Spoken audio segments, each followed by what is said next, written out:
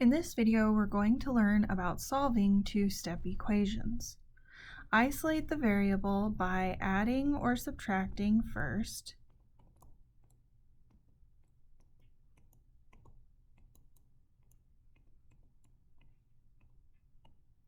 And then multiplying or dividing second.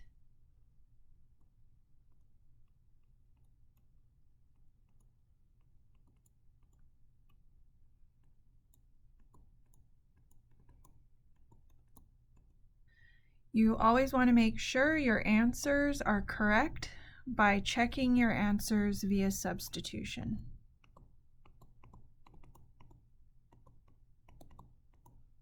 So let's take a look at the first example. We have 3x minus 4 equals 17. So we need to add or subtract first, and when we look at this equation, the thing subtracted is the negative 4. So we're going to undo the subtract 4 by adding 4 to both sides. This gives me 3x. The negative 4 plus 4 equals 0, so that adds to 0 on the left. 17 plus 4 is 21 on the right. We move on to multiplying or dividing. Right now the 3 is multiplied to the x, so the opposite of multiplying by 3 is dividing by 3.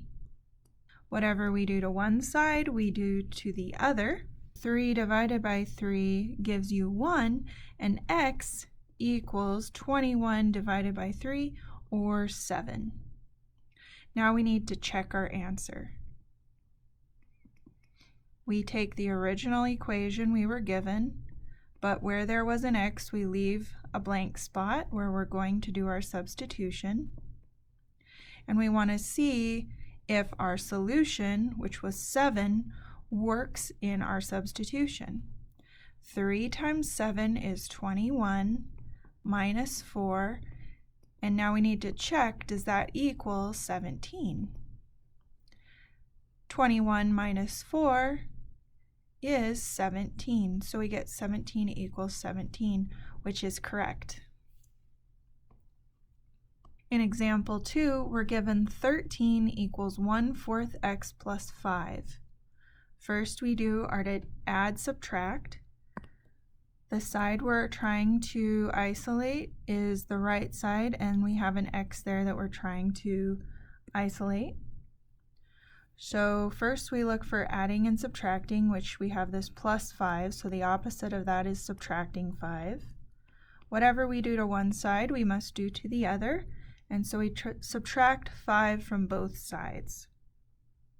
When I do this, plus 5 minus 5 adds to 0, and I'm left with 13 minus 5 is 8 equals 1/4 x. And now I need to figure out what to do with the 1/4 x. Now remember from the previous exercise, if you have a fraction multiplied to your x, you can multiply by the reciprocal, because basically what that is, this 1/4, we have 1 multiplied to x and 4 dividing x. So we have a multiply and a divide kind of combined, and so the way we get rid of that is the multiplying by the reciprocal. So now we're multiplying by the 4 and dividing by the 1, but whatever we do to one side, we have to do to the other. And if it's helpful, we can think of the 8 as over 1.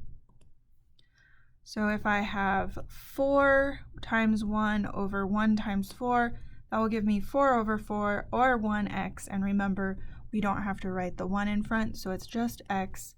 And 4 times 8 is 32 over 1, or just x equals 32. Now I didn't talk about this previously, but remember, when you find a solution, you don't have to write it as 32 equals x. You can write it as x equals 32. It just looks nicer that way. So you're welcome to do that, but we need to check our answer.